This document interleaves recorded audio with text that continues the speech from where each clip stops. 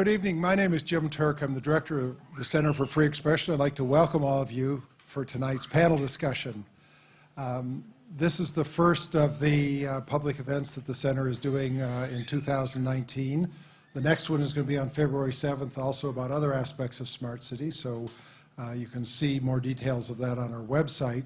And if any of you would like to be on our email list, just being notified of events, Ange Holmes, who's the coordinator for the center, is passing around two clipboards, and you can just put your name and email address on it, and we'll be added to our lists.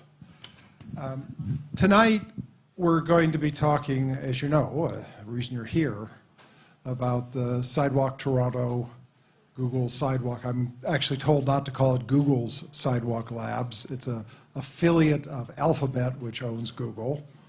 I don't know why they're so sensitive to that distinction, but they are. And Waterfront Toronto, which represents the public side of things, the federal, provincial, and municipal governments, although there are questions about how well they do that, which we may be exploring tonight. But there are so many important questions for the public in this whole initiative.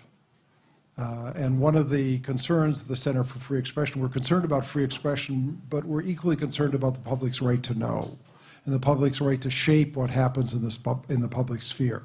And that's very much relevant for the smart city initiatives. So I'd like to introduce our panel for you. Our first panelist is Nasma Ahmed. Do you want to come up?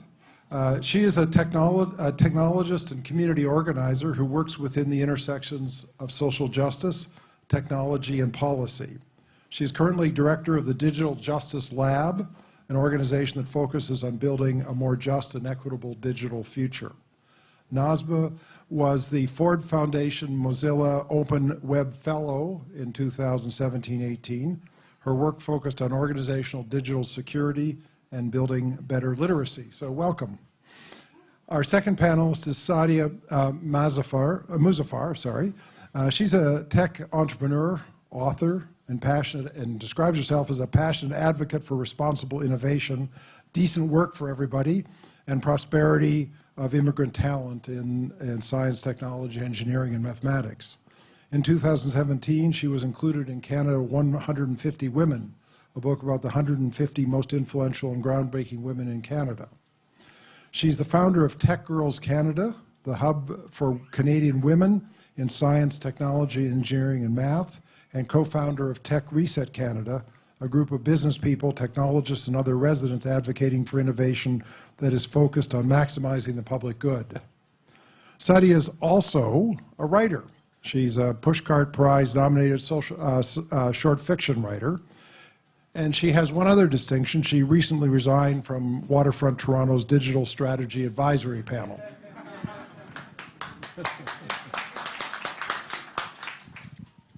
Bianca Wylie, who may be known to many of you, is an open government advocate with a dual background in technology and public engagement. She's the other co-founder of Tech Reset Canada and a senior fellow at the Center for International Governance Innovation in the Global Economy Program. She worked for several years in the tech sector in operations, infrastructure, corporate training, and product management, most recently at Thomson Reuters.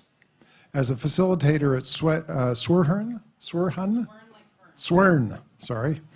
I thought I was pronouncing it incorrectly. At Swern Incorporated, she designed, delivered, and supported public consultation processes for various governments and government agencies. In 2014, Bianca founded the Open Data Institute, Toronto.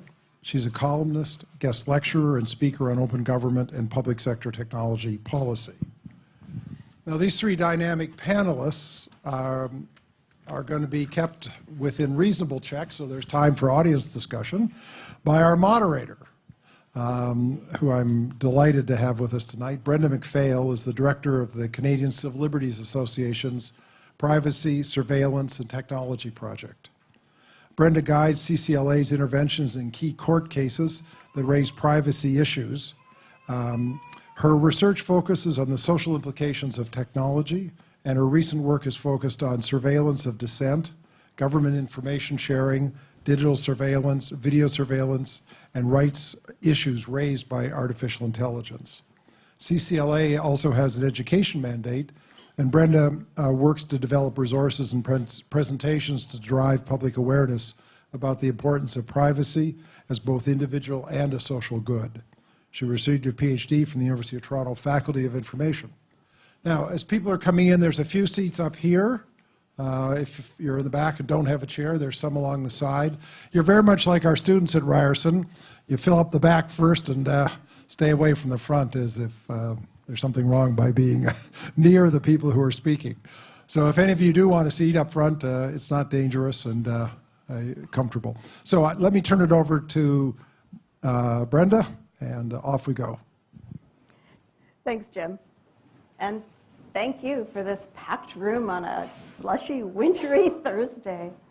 I'm just really honored and excited to be talking to this amazing panel of powerhouse women on the topic of data and cities and smart cities and how that all connects.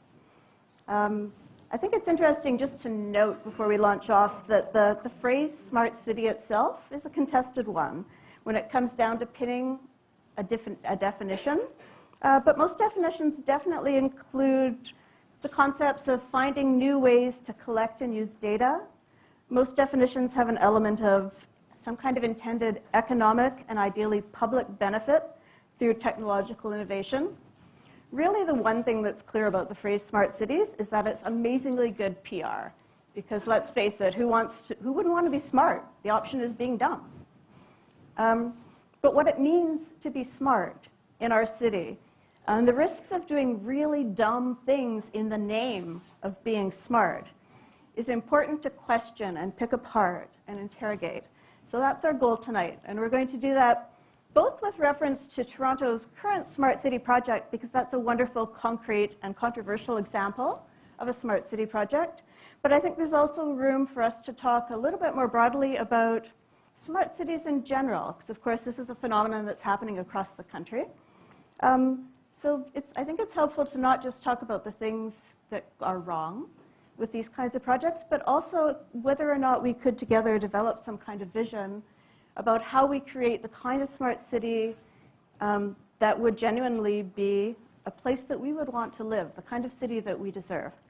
So that's the goal. We're going to chat for about 45 minutes, and then we're going to flip it over into a conversation with you guys. And the first question is going to be very simple, just to kick things off. I'm going to give each of our panelists a chance to answer it.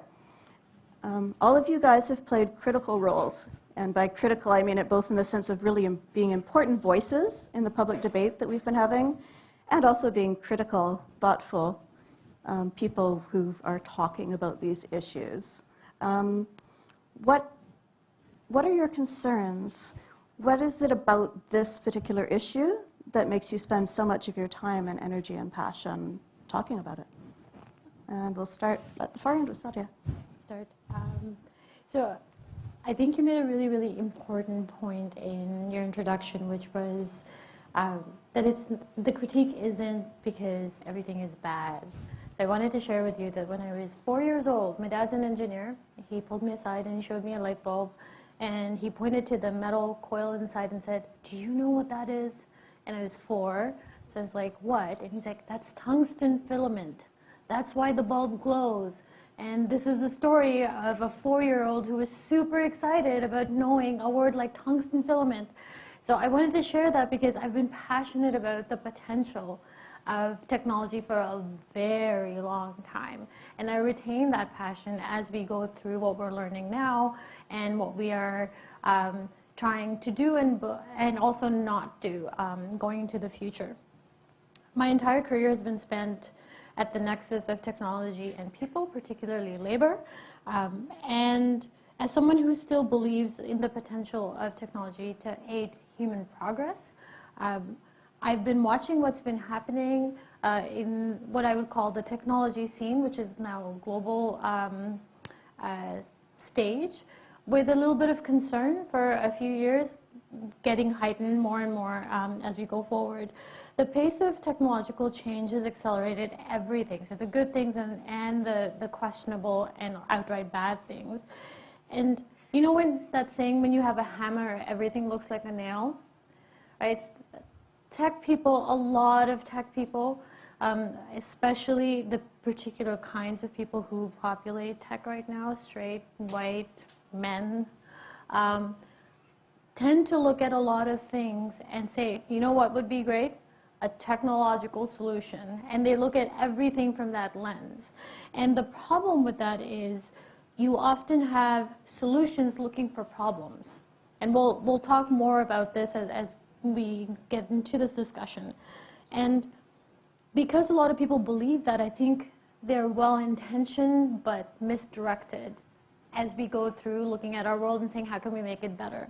So less than 2 years ago, when there were rumors that a government-ish entity named Waterfront Toronto, I didn't know much about Waterfront Toronto then, was going to give Alphabet's Sidewalk Labs a contract to build the first smart city foray. My antennas went up for 3 big reasons.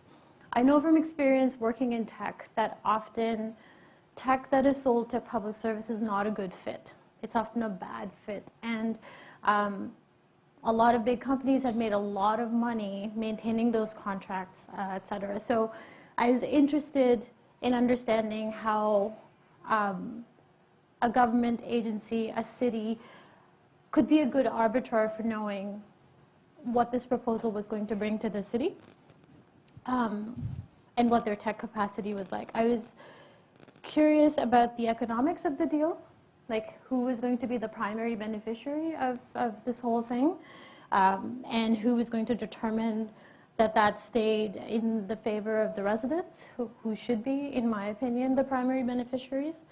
And the third thing that I think is more personal to me is there's a long history of surveillance being doled out in disproportionate amounts towards communities on the margins. That includes Indigenous people, people of color, immigrants, and there is nothing comforting about not interrogating a company whose business model is data harvesting coming into city building. We have to interrogate that. So all of those things were my big questions. Now I have to confess something.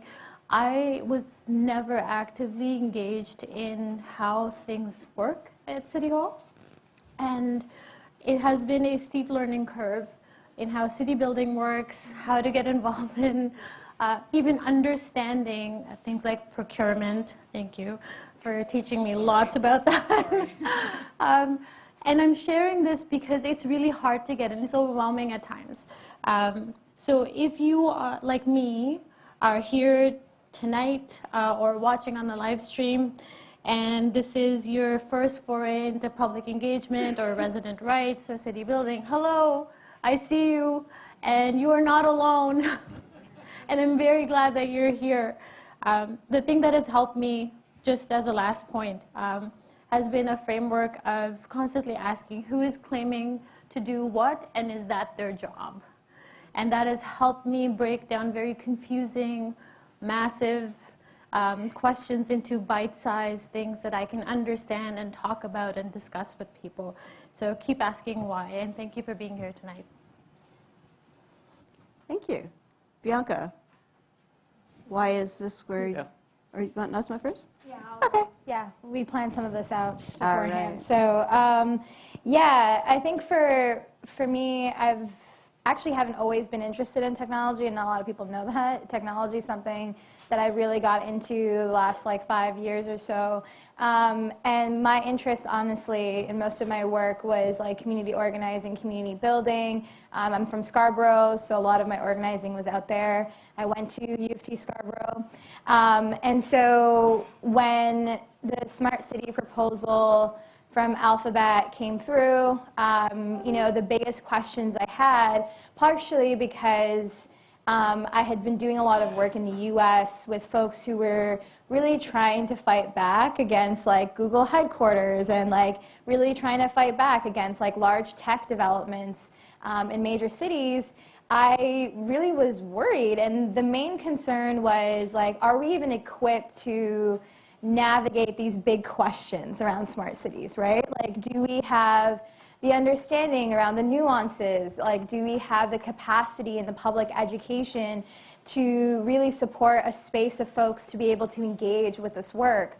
Partially because it's so complex, right? It's from, you know, data to how you think about housing, to how you think about labor, to, you know, the peripheral areas, right, around that development and the impact there. But also what I kept thinking about was not only was this possibility of a test bed, which could in some cases, you know, if it was Torontonians that had asked for that and asked for that kind of test bed and really okayed that beforehand, it would have been a different kind of context. But my kind of concern was, if you understand the political economy that is something like Alphabet, you know that something has to be, like money has to be made somewhere, right? And cities are a pretty darn awesome place to make money, right? And it's not actually out of speculation, it's just actually understanding the way the tech economy works and the way these monopolies work. And so part of my concern as well was, this test bed could also be replicated, God knows where,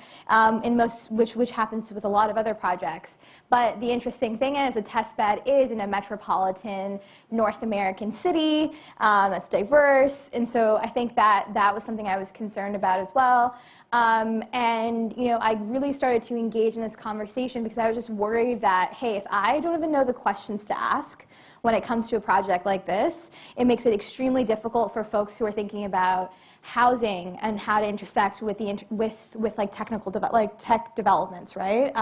And how can they engage, right? How can folks who are thinking about labor engage in meaningful ways? That's what I was worried about.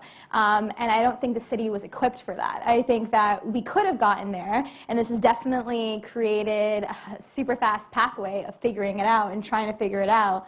But it's still difficult because of how hard it is and all the different players in the game and the power dynamics, and you know, it's not a simple game. And I think we often sound like conspiracy theorists when we're talking about like the power and we're talking about framing, but it's real concerns for what could be possible 20, 30, 40 years down the line, right?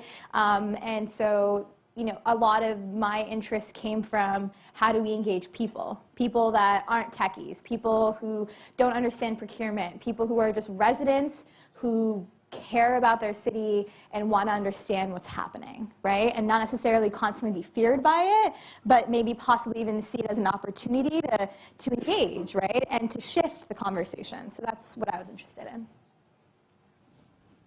All of that. And yeah, mostly all of that. I think that the thing I can add is that when the project was announced, my first reaction was, we're not ready for a project like this from a democratic perspective. I didn't feel that we had pre-existing policy that was informed by the residents of the city. I know that our legal constructs aren't really up to speed for a lot of what this might bring. And I think we're at a moment in time where, you know, our democracy is pretty fragile. Like it's difficult because I hear myself defending democracy. I hear myself defending the state. I could argue pretty hard against the state and against how our democratic systems have worked. However, incremental influence by power like Alphabet and, you know, big tech companies, there's this real danger that we start in these incremental ways, losing track of who's in charge of what and who's framing what discussion. And when you're buying systems from companies like an Alphabet subsidiary, you're now beginning to buy entire systems of constructs that we're not supposed to be procuring right now, including how people's rights might be managed. That's not supposed to be for sale. Governance is not supposed to be for sale. And that's sort of how this is landing in a way, is that this isn't a typical situation where you set out requirements as residents and then you procure a solution to fit them. This is flipped around, where you've got a vendor who is quite powerful, who has brought $50 million to the table. 12 million of those have been allocated to do public engagement, which has ended up with a lot of marketing and public relations. That's not small. That's not a small thing. And so finally, on all of the, those concerns, there's been two narratives running through this project. And the one that the politicians talk a lot about, and the one the city talks a lot about, and the province hasn't said much, is jobs, jobs, jobs, economic development, economic development. That somehow this is going to be good for the economy, which is one piece of a story, but what does it mean for the people that live here? Because I didn't ask to be part of anybody's product development lab. I certainly didn't sign up for that because I happen to live in the city of Toronto. And what's interesting about the size of a company like Alphabet, Alphabet has $100 billion in cash. Just cash in marketable securities. When you have that much money, you don't necessarily have to make money here. You don't have to make money on anything you're doing here. This can just be a big research and development game. That's not how I want to define our neighborhoods here. And I don't think any of us signed up for that. So I think that overreach that happened 15 months ago now is probably one of the worst parts of what's happened in this deal. And meanwhile, everybody's waiting for a plan or talking about privacy. But I think we have a fundamental democratic deficit in how this whole thing has gone down. And so that's been a difficult narrative to break through. But that continues to be one of my biggest concerns. So Bianca's sort of, laid out concerns about where we are now, how the project landed, and how it's progressed over the last 15 months or so. Saadia, I think the other piece of context that would be helpful for everyone is the sense of how city building projects in the past or present are usually created, how they, what are some of the best practices in relation to urban and technology development projects? As somebody who is new to this and still learning, I think I would defer to someone like Bianca, who's done a lot of public engagement for projects, right? Yeah. Do you want to go first? Yeah. No? Well, I think the thing that's hard to draw comparisons to what happens in cities is that what Alphabet subsidiary company is doing here, we don't even really know what they're doing here. I mean, what they're saying they're doing here is working on affordable. I'll tell you what they really like to say they're doing here is they're here to improve our quality of life. Yeah. TM. Honestly. Honestly. And Dan Doctorow, who's the CEO of Sidewalk Labs, was just a couple months ago on stage talking to people about all of this and says, yeah, we got to make money, but that's like, we'll figure that part out. Like that's almost like a whisper at the end of a whole pronouncement about, the possibility of technology.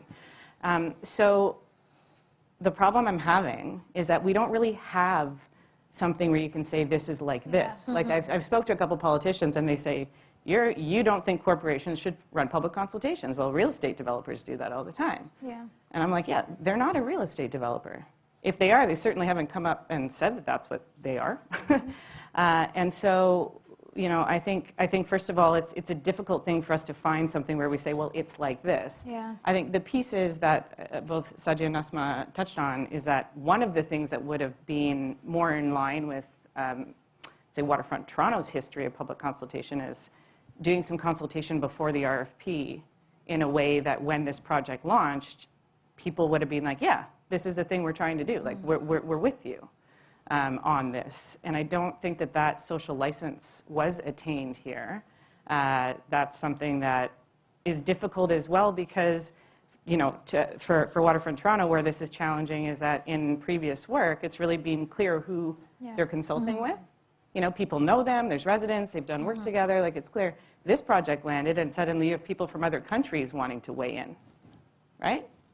Which also makes sense because we're being told what's going to be built here will be sold elsewhere. Right. So I think the scope of this is also challenging to put into, it's like some sort of comparative box with anything else. But I definitely think that little piece there about going around and saying, hey, we're thinking about a smart neighborhood strategy, or hey, we're doing a test bed or an economic development thing, and then issuing an RFP, that's where this feels like it started to go off sort of standard process. Having said that, a lot of people, myself included, have argued that we need to have more flexible procurement, that we need to do more stuff like this. So I'm the first person to say, I don't think that's a good idea anymore. And I have been a person who's thought we should have a little more flexibility in this, you know? Like governments don't always know exactly what to do. The vendors should be a little more in charge. So I'm owning the fact that I have said that before, I've written about that. But in this context where there's so much lack of clarity about what is happening, I don't think this is where we want to play around with procurement innovation to this degree. But that also opens the question, you know, it's unfortunate that when you do innovative things, sometimes they fail. And so you got to get used to that, and governments have a hard time admitting when they fail. So I think we're in a bit of a bind here because maybe, you know, I would argue it's time to walk away from this thing. But that's something that governments are terrified of wearing. Right? So, yeah, that's a cultural thing. That's more a governmental side issue. But There is something that I've been thinking about a lot that has to do with this, which is we're not talking about power, right? Like so much of this conversation is actually about power. And if we take a look at what's happening, there is an almost irreconcilable power asymmetry between the people who are at the table negotiating, because the deal's a negotiation, right? You're sitting across from one another. And I feel like a lot of the players who are on the side, not the vendor, but on the side of the city, are politicians, Waterfront Toronto. I think it's really, really tempting to believe that you're sitting there as equals with somebody like Alphabet and $100 billion in cash and all the clout and all the data and all their technology and power. And I think it has hurt us, and it will continue to hurt us if we don't acknowledge the fact that there is a huge asymmetry. So when there is an imbalance of power, one side has much more knowledge of the other side, right? So I would bet good money that Google knows a lot more about us than we know about what they're up to, right? And if that's the case, then we're not negotiating as equals, because we don't know enough. And it's like both sides are playing a game, but one side is playing checkers and the other side is playing chess, and it's multi-board, right? And we're pretending like it's the same game, and it's not. And we are literally, I sometimes feel like we are being asked, what color wood would you like this Trojan horse to be built with? Would you like, you know, and it's mind-boggling to me, because if we don't acknowledge the power asymmetry, we will keep going in circles. We will keep talking about whether, you know, the sidewalks should be for autonomous vehicles, or should people walk, or do we want, you know, pavement that melts the snow? And none of these are things that anybody's really worried about in Toronto. I don't think so. You know, I haven't woken up worried about that. Affordable housing is something we are all worried about in a very meaningful way, not in a we'll build small apartments and, you know, the way that this project is trying to handle it. So I think it's really, really important to acknowledge that there is a power asymmetry, and that narratives can be co-opted when you have enough money and enough power. So, you know, there are so many things that residents have raised as valid concerns, and they've just been hoovered into this PR machine, and suddenly there's a line that says, oh yeah, we're going to do that. And that's a really hard place as a resident to be in. Like I've struggled a lot with that. Like, okay, now how do we talk about this? You know? yeah. And that's been a struggle. Yeah. Well, sidewalks are public. I know that's just a little example, but this is a big rhetorical flourish. It is.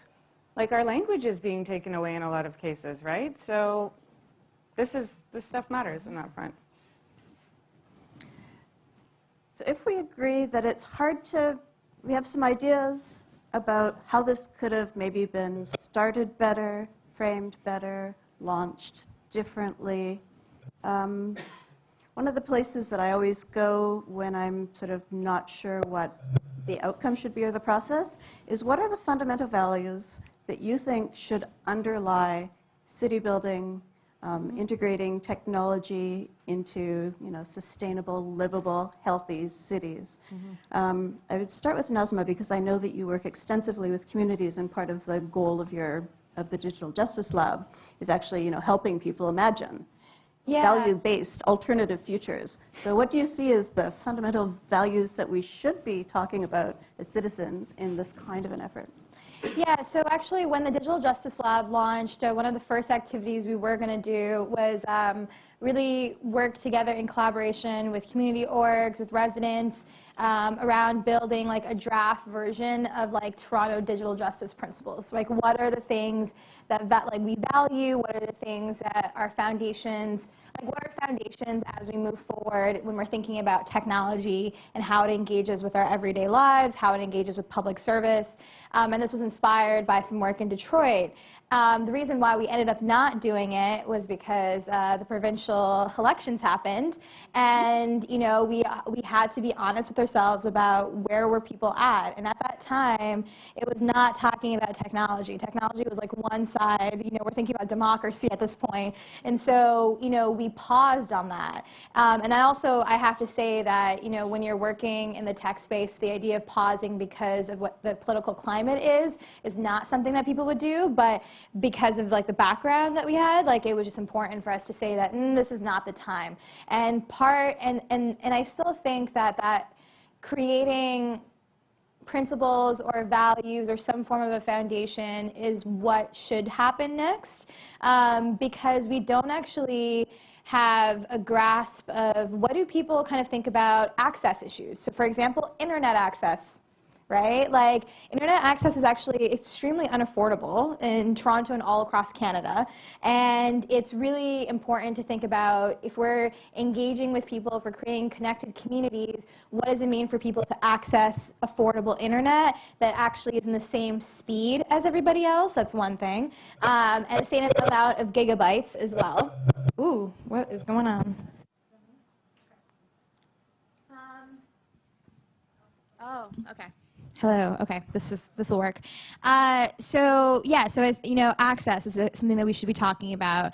How we think about common ownership. That's actually one of my favorite topics to talk about, is alternative business models, right? So a great example of like common ownership would be when people. I'll just do the ISP example of National Capital Freenet in Ottawa, which actually provides internet service to low-income housing, right? And it's a model that they actually lease from Bell, and then they resell internet packages.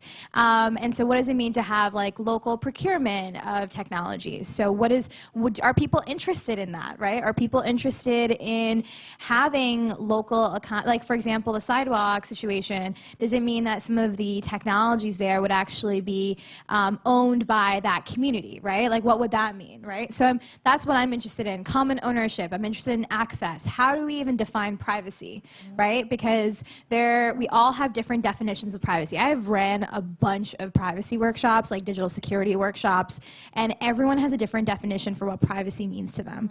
And so collectively, what does that look like? And so I think that that's when some of the missteps, and also an opportunity of moving forward of how do we work collectively to kind of figure out what are like the top 5 foundational values that we have, and then use that as a guidance to think about smart cities, use it as a guidance to think about, the digital divide, right? Or use it as a guidance to think about how we procure services, right?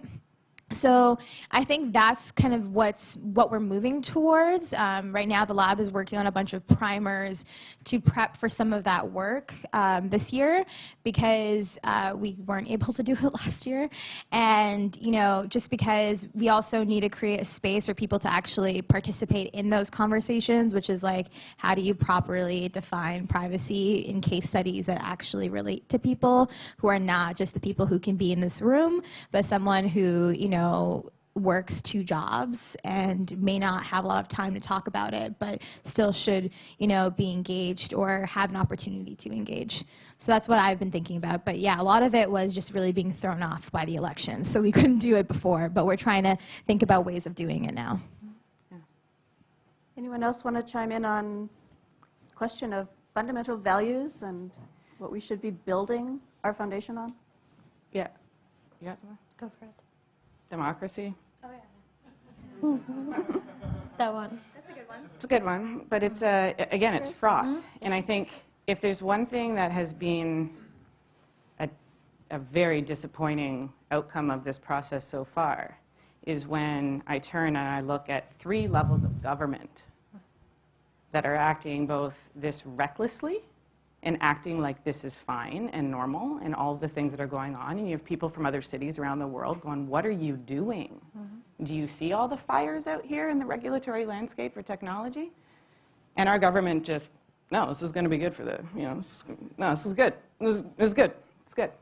That's one thing that, you know, says something about government right now, which is that economic development narrative is just overtaking any other discussion here, which I think is really scary.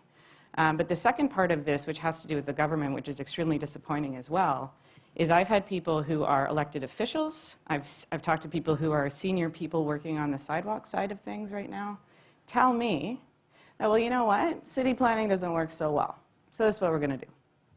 So this is what we have to do. You know, if we can't innovate within government, then the answer is to do something like this. And my answer is, of course, you could probably imagine, if it's not working, then fix it.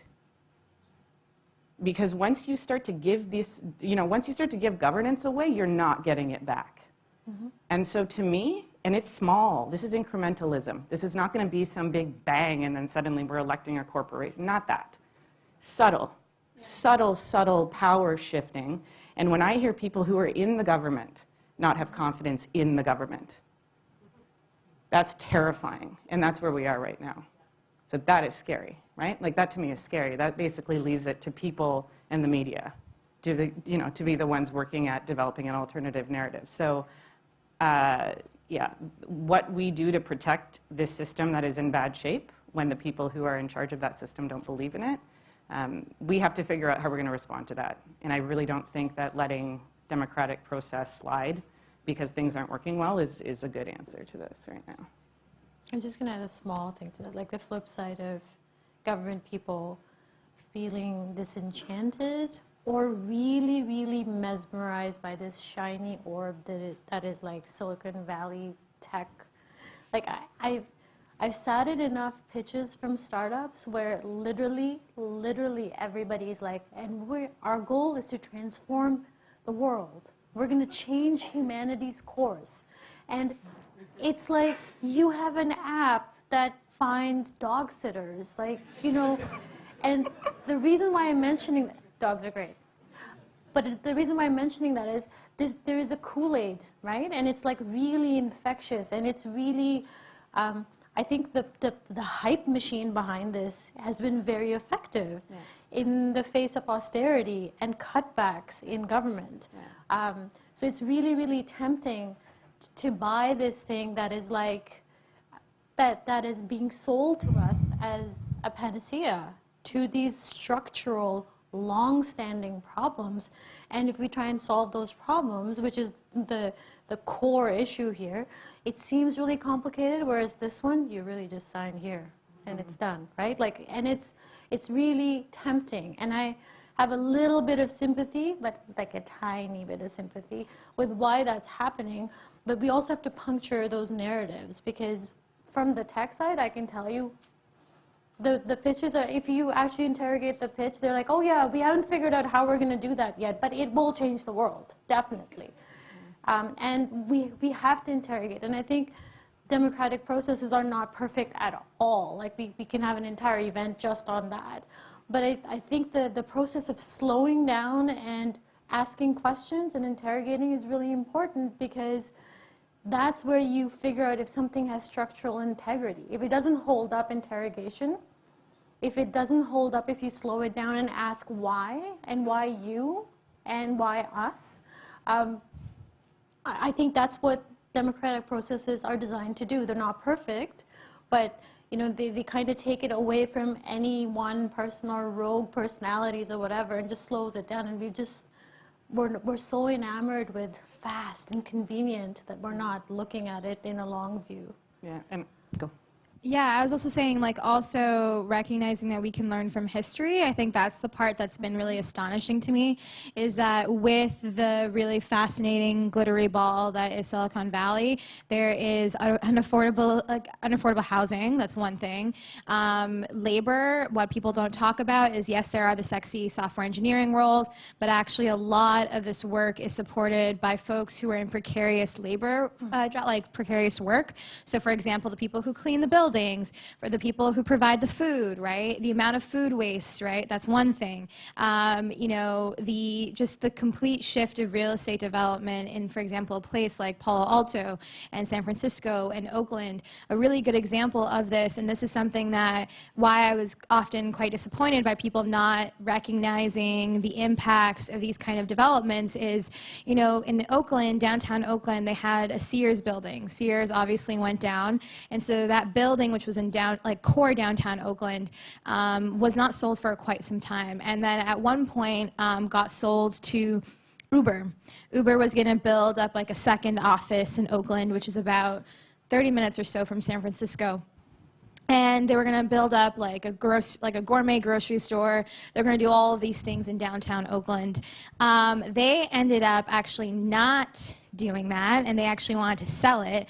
But because Uber purchased it, the surrounding businesses, actually, a lot of my favorite hair store when I was in Oakland, my favorite food shops, all shut down. And the reason why was because a lot of them were up for leases, but the landlords realized that, oh, Uber's coming into town, so we can actually hike these prices up. So a lot of the small businesses in that area actually shut down, and a lot of people don't talk about that. But then Uber decided not to be there anymore. So actually they sold it off to somebody else. I think they're still in the process of selling it, but the ramifications of that was the small businesses around it, and actually the housing around that area shifted just because Uber purchased it, right? So this is like the impact of even the idea of them purchasing a building in an area in downtown Oakland, right? And so I say that because history repeats itself, right? And it's important that with the facade of these massive tech developments that we think about who's impacted in the periphery, right? So for example, the Quayside, I think about who's impacted in like St. Jamestown and all the other areas surrounding that, right? Like right on the other side.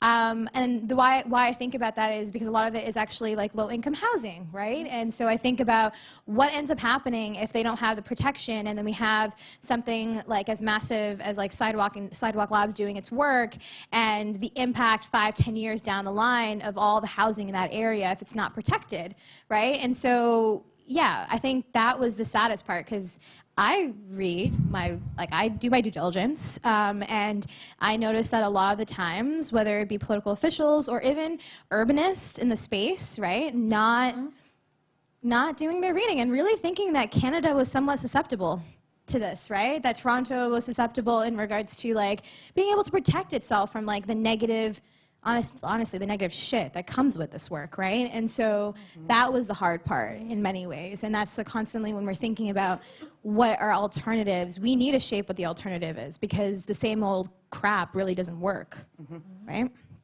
Sorry, mind my language. Okay. Hard to follow that, really.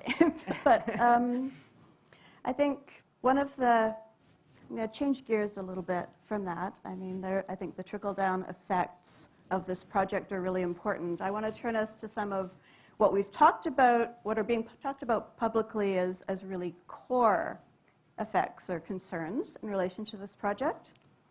One of them is privacy. That's been aired a lot. It's near and dear to my heart. But Bianca, you're on record as saying that's taking up so much airtime that there are other things missing. So in 3 minutes, because I'm looking at the clock here, because I want to get to another couple questions as well. Yeah. What are some of those key things? And we've touched on them, but I think it would be helpful at this point in the conversation to really just pin them down and lay them out. What are the things that are core issues to this that we're not talking about? Yeah. And I think privacy has become the word we're using for things we don't have words for. So I don't think everybody's thinking about this along this narrow track. I think it's that we don't know how to talk about agency, consent, power, power asymmetries, behavioral nudging. You know, like there's a lot of stuff related to what happens when people know what you do. And surveillance, I think, is another word that, you know, people generally, I watch people when you say surveillance, they say, well, it's not surveillance. I mean, it's not surveillance. It's data collection, you know. But it's like, no, it's surveillance. But what does that mean? And so I think in this particular case, one of the really critical things to know about is, you mentioned the word power asymmetry. I think power asymmetry is a really important one because when you have companies like the big tech companies that are out there right now, and Alphabet, you know, is one of those ones. If you make it sound like, well, it's not about private data, it's just data. It's data that's going to be anonymous, which is not possible. But anyway, you know, that we're going to have data, but we're all going to share it. So don't worry. Like it's not that we'll just know. Everybody will know. That steps over a whole bunch of questions that we should be having around, should we be collecting it at all? Right? We know that that question has not been asked. The default here has been, we're collecting stuff. How do we mitigate? Which is not the right starting point. But also this asymmetry factor, which is when a company has tons of data already and then has more, they have a different view of what's going on and how things are working and what you're doing and what your habits are. And they don't need to know about you, Brenda, your habits. They kind of just need to know about the Brenda-like habits, the people like you. And you can sort of profile people even at a group level, which gets into an intersection with like a human rights problem that is not named properly. So I think, you know, and then there's also this idea about, which is relevant to surveillance, which is when you think you're being watched, you start to change how you act. And that's a creative expression loss, possibly, right? Not that, you know, it's a chill on you know, how you are out there. But I think like it's really that so privacy is a thing for sure. But we have to remember that it was Sidewalk Labs who brought Ann Cavoukian here. Like, this is a former privacy commissioner, had them on their team, and then is suddenly saying, well, this is not really about private data. You know, they kind of like dropped the person into the conversation that is all about privacy, and then this whole time is saying, well, most of it's not personal information. Like, this is, again, one of these things which we've spent all this time talking about privacy, and we haven't spent all this other time talking about what should we be collecting, what does it mean when people know more about you than you, what kind of stuff is permissible to do with that data, right? So there's a lot of other stuff around use of data, but I think agency is a really important thing too, right? Like that's a really important word. We know consent is up in the air right now as to how you grant consent when you're just out in the world existing. So none of those things are working well right now, and we're about to accelerate data collection, you know, in the midst of that, which is problematic. But all to say, all of that stuff is getting jammed into the word privacy, which is, it's not just that. Sticking to the data theme, which of course is in the title of our talk, I mean, the other really big data issue, I think, is around ownership. And ownership matters in a really technical sense because if it's a private sector body who owns the data, it's covered by one privacy law. If it's a private sector body, it's covered by a different law. So there's interesting questions about how is this data getting created and who's going to own it if it's data about us on our streets using technology that is proprietary. And then I think it goes back, it's the same point that you were just making about the question, should we be collecting the data? I was reading an interview with Shoshana Zuboff, who just published this week a book called About Surveillance Capitalism, which is all about the ways in which our data gets collected and used for somebody else's economic benefits. And she says, you know, what's the point of talking about ownership of data that shouldn't exist in the first place? It's like negotiating how many hours a day a 7-year-old should work. So when it comes to, I toss out to you questions around what do you think should be the spectrum of data is there a spectrum of data that we just shouldn't create? Data that we should allow if it's clearly of benefit to the residents of the city? Data that we should allow a private sector body to have if they go through the right processes of development and consent and engagement? How do we deal with ownership? I would start by saying the unpopular thing here is that we need public education about this stuff. So that's one unpopular opinion, is that it's going to take a lot longer for us to actually have those meaningful conversations with a broader audience. Actually, even with focus groups, it'll take a while to get there. And the reason why I say that is because even the way that we talk about data is so like meta in many ways, right? Like, are we talking about admin data? Are we talking about personal data? Are we talking about aggregate data? Are we talking, like, there's so many types of data and information that you get from that. So I think that's the difficult thing. And I realize that I often put people on a spot when I'm like, so what data are you talking about? And people are like, oh, good question. I'm not too sure. And so I think there's a need of us having more safe and open spaces to have conversations and learning, like, around what data, right, is collected at the current moment, right? Like, what are we comfortable with? What is our risk? What usage are we comfortable with? Because, what case studies allow us to understand the uses, right? Because there is a lot, like, in a city, there is a lot of data points collected about us, right? Whether it be through proprietary platforms and technologies to public service, right? There's lots of data collected. And a lot of it we don't actually even know or necessarily understand how it's used. So in the context of smart cities, or what's kind of being proposed at this point, allows us that moment to be like, oh yeah, like, what are we actually okay with, right? And I really like to think in usage, right? Like the way in which it's used.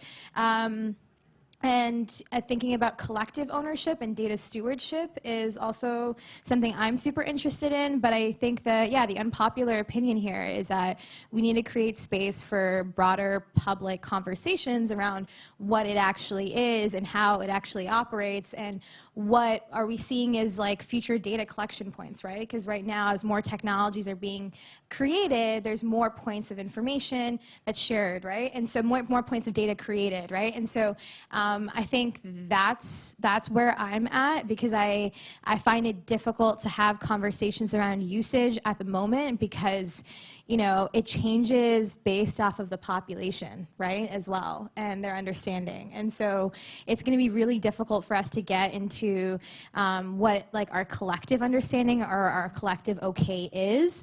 But I think navigating risk, navigating usage is one way of getting there. And, hopefully using spaces like the public library and the school system to really have those conversations, right, around what is okay, what is not okay. Because, like, there is already mass amounts of data being collected. I'm not saying that to be, pessimistic. It's just honest, right? So let's just talk about what it means to us. I just wanted to add that I'd like to shift the locus of how we're coming at this conversation. Because when we start to talk about ownership, we're assuming, to your point, that everybody understands what owning this would mean. I was talking to somebody and I came up with this really morose analogy, so sorry about that in advance. But I was saying, if you give somebody a surgical set, right, and they're not trained as a surgeon, it's great that they have the tools, but what are they going to do with that? Opposed to somebody who's trained as a surgeon and you give them those tools, they can do lots with that. It doesn't hold, the next step in this analogy just breaks apart, which is why it's bad. But what I'm saying is, when we talk about ownership, I can own my data, but I can't do things with it, which is what you were saying about a company like Alphabet. They can do lots with it, and I can't. So we're both technically owners, but it's not the same thing. So in shifting the locus, I think right now the default is that we are collecting lots of data, and we will continue to collect it, and how can we kind of manage what happens to it? What if we flipped it and we said, we're not going to collect any data about X, right? And then if somebody wants to collect it, they need to present a very solid case to the public. And part of that is education. They should educate and say, we need to collect this because X reason. And then we go into talking about whether we want to do it or not. I think the reversal is so discombobulating for a lot of people. Especially in the absence of, good, solid public education about it. We can't ask for people's opinion about something they don't understand. That's fundamentally unjust to try and do. So even things like public consultations, which could be great tools for urban development, are fraught here because we're not ready, which is full circle back to where we started. We're not ready to actually deal with this. So we're getting very close to the point that we're going to turn out the questioning to you in the audience. So if you've got burning questions, start phrasing them in your mind. And we'll have one last round of questions for the panel to give you some time to get that lined up in your heads. We've covered a lot of ground. I've got a bunch more questions that I'm not going to get to, but I want to ask you guys, or give you guys a chance, if there's anything that we haven't talked about that you came here thinking, this is the point I need to tell people, I invite you to share it now. We've each got about 2 minutes. Or if you don't have one of those points, you did manage to get your licks in where you wanted to, then maybe share with us either the key takeaway that you've had from the conversation or the key thing that you would like people to walk away or engage with us for the next few minutes. You can pick who wants to start. Okay. Yeah, I got 2 quick ones. One of them, because we're here to talk about the city, is I would challenge the notion that the biggest problems in this city are because of a lack of data. I would absolutely challenge that, 100%. 100% challenge that, is that there's a lack of funding and there's a lack of political will. And once you start twiddling at the edge of a need and looking for a little more data to make your case, you know, you've lost the plot. Like, we're twiddling at the edge of a problem as a core fundamental problem. So that's one. And the other one is to introduce a term that I think is really important as this project gets closer to the plan being shared. It's a term called permissionless innovation.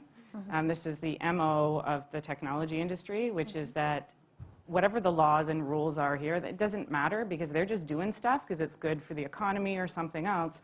And they have been given a lot of leeway by governments. Governments are scared of slowing down technology companies. So, oh, that'll be bad for innovation if we start having rules. That's been the last 20 years. And so that permission to just do whatever and we'll figure it out after is how we got into the world of the Cambridge Analytica and the rest of the nightmares that we've been, you know, every day waking up to some weird unintended consequence. So I think if somebody starts to say, well, this plan will adhere to all rules and laws, that is not comforting at all. Because the way these companies operate is they move between laws and rules. And they have things that are plausible in the future that we have nothing laid down to protect ourselves from. And we can never get at what their plans are because they're a private, you know, they're a corporation. They have no need to tell us. So both of those things are really relevant because we're talking about a city, which is where we live and exist, right? And so those are the 2 points I really want to keep in mind as we get to the what do we think about the plan stage of this project. I also have 2 things. One of those, funnily enough, is like Lego blocks with what you said. So the first thing is, I think that a lot of people don't necessarily consider themselves technologists, but they know that something doesn't feel right when we're talking about city building where you live. I would encourage all of you who feel that, because I feel that sometimes, to get involved. And saying that you don't understand exactly how a tech stack is built, but you still fundamentally think that the product or the proposition is flawed is valid. You don't need to defend it to the nth degree. That is not your job. But as a resident, if you feel uncomfortable, if you feel like you're being sold something you don't understand and you're being snowed, that is valid. So that's the first thing. And then the second thing I was going to say was the thing that makes the permissionless innovation work is that we'll ask for forgiveness. You know, we won't ask for permission. I want us to stop giving like forgiveness to them.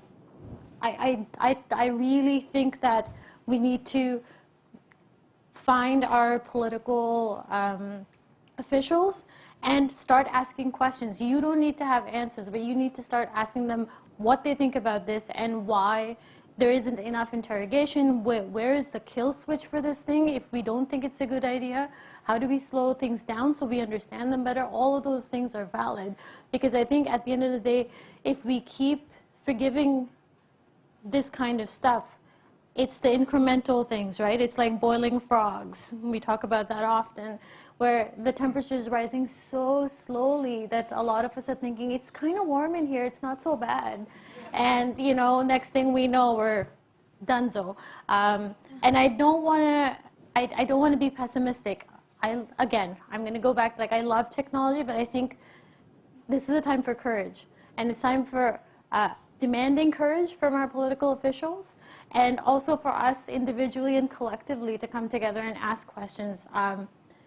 And a lot of teachers say this, there's no such thing as a dumb question, and I think the more questions we have, the better our chances of getting to good answers. So I would state that one thing I would like people to take away is that there is alternative economic development models that we could be looking into. And the reason why I say that, one of my favorite examples of that is Ride Austin, which was a product of when Uber was banned. And they ended up actually supporting, the city ended up actually supporting something called Ride Austin, which essentially created the same space that Uber did, but actually better labor laws, that's one thing, and adhere to labor laws. And created a more collaborative approach to like the gig economy that was not actually negative to the people that work, working in the space. Or, for example, in New York, there is cooperatives that actually use a platform, like working cooperatives, cleaning cooperatives that actually use platforms, like online platforms, to gain customers. But the people who are cleaning the houses actually are part of worker-owned cooperatives, right? And so there is alternative economic development opportunities. And so I think that when we're thinking about the econ dev kind of side of things, there are ways of us approaching smart city building, and I say that in quotes, right? Like smart city building in a way that actually drives the local economy, if that's what we're looking for. So that's one. And the second thing is that I thank people for coming out to events like this and trying to figure out what's going on. I think that's one step towards like us having a better understanding, because we're constantly learning, right? We're constantly recognizing when we're wrong. We're constantly like testing each other and trying to figure out like what are alternative options, what are alternative pathways, how do we create space. And so I thank everyone for just coming out to these kind of events, but also engaging online and engaging in any other space that you can, because the more questions that we ask of one another, of people who are in power, the better outcome we hopefully have, or at least we can be collectively annoyed, right? Like that can happen as well. So I thank you all for that, because this is super nuanced. Half the time I feel like a conspiracy theorist when I'm like reading through the documents. But I do think that the more we talk about it, the more we have these public, honest conversations, the better outcome we'll get. And recognizing a project like this can get shut down if we need it to be shut down, and recognizing that that is an option as well, right? In all of us. Thank you. So I think you can tell from that closing round that this is a group of people who really, really love questions. So at this point, we're going to throw the floor open for those questions. I'm going to very respectfully request that you really do ask us questions. It's not a time for a monologue. It's really a time for you to ask and have answered a concern that you have. So with that.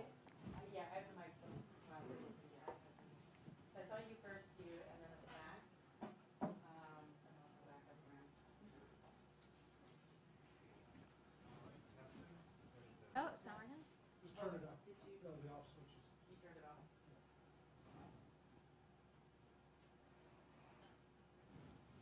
All right, testing. All right, I'm Craig. I had a sort of a more granular question. I was wondering,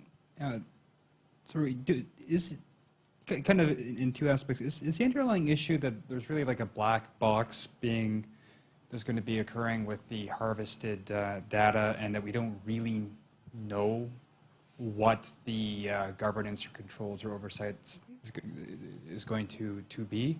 And kind of more specifically, do we know what the kind of the public sector / alphabet smart city interface is going to be regarding the legal control of the harvested data, sort of creating on the IT system, or is that just sort of not known right now? Like, I've heard about the data trust proposition, and I'm not sure what that conversation's at.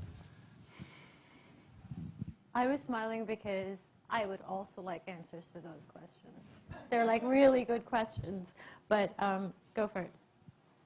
I actually don't know the answer to that question. I think that we probably will start to get to know those pieces once the Master Innovation Development Plan comes out about what possibly could be collected, but I don't know. I think a lot of it is gray area right now because it's still in the planning phase from what I know, and I do know that Waterfront is working in collaboration obviously with the feds, the city, and the province, so whatever is proposed has to also go through those 3 areas in regards to just like the legal, the risk, all of that. So that's where I'm at right now in regards to understanding, is that we'll probably find out those pieces with the Master Innovation Development Plan, and then the legal kind of analysis will probably come post that from the city, the feds, the province, because we'll all have different takes on that. Yeah. The one thing I can say is that in what's been put forward so far, there's this idea that a lot of the data that should be collected should be opened, which normative good sounding, like it's like, oh, it's all open, it's all shared, you know, it's sharesies. We all got it, right? So no advantage. But the problem is there's this big wall between all the data that Google, well, Alphabet and all of its companies have that nobody knows what that is. I mean, you don't. And how data that's open and new may interact with all that data behind the wall, we'll never be able to know. Yeah. Right. I mean, you can, but they have no requirement, firstly, to disclose, and secondly, because they're a corporation, right? Like, they don't have to answer you in terms of what they have, and you have no way of knowing if they're telling the truth, firstly, right? Like, I mean, you can go through your profiling exercise, like GDPR style, to say, give me everything you have on me, but you're, again, getting into individual stuff and not looking at how they're looking at data across, you know, across different vectors. So I think, all to say, I don't think, I think the part of the stuff that we don't know is stuff we can't know, which is what is going on behind. And that's where there's a power asymmetry. Because we know a lot of what the government has, and we know a lot of, you know, it's stuff that's open. But so I think to your first question, yes, there's a governance potential problem brewing here in terms of how this all might interact. And I think the warning thing to be aware of is that it sounds nice that it's all open. But what they can do with it versus what somebody who's a resident or a government can do with it are very different things. Right? So I think that's a fundamental thing. As far as the interface with the public stuff goes, unclear. I think what I've heard from many people within government is we don't have a good thing to, back to your point about what's the rule for private data collected in public space? Because we've got a legal, like it's a messy spot there where it's not totally private, not totally public law, right? Like it's not data collected by government and it's not data collected by corporation necessarily because it's in public space. So I think there's been an acknowledgement that we're not in a great governance position with that and consent regimes and the rest of it around that. So those are like unknown, messy things.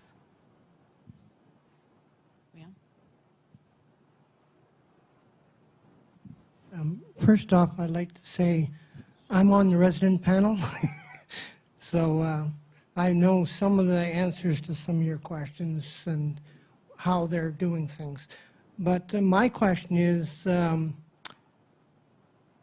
RF frequencies and EMF fields, how much do we know of how they're affecting us? And are we just adding to the pot now? Are we slowly cooking our frogs now? And if we're going to add to it, what's the outcome? I don't know the answer to that. I just started reading more about sensors and frequencies, so I don't know the answer. Does anyone else? I don't. If anyone else in the room know the answer to that around frequencies? Okay, we can look it up at some point. Yeah. I think it's something that we can surface again in the consultation process. Yeah, we Did can. you get any answers in your resident group from that? No answers? Okay. There are probably people who would know that. I just, at top of my mind, I can't. Oh. Field level is in Toronto. I don't know. Okay. Can't find that. Okay, so we can definitely, I have that question down, so we can definitely look it up and check it out. Thank you for that. Oh. Sitting all the way back.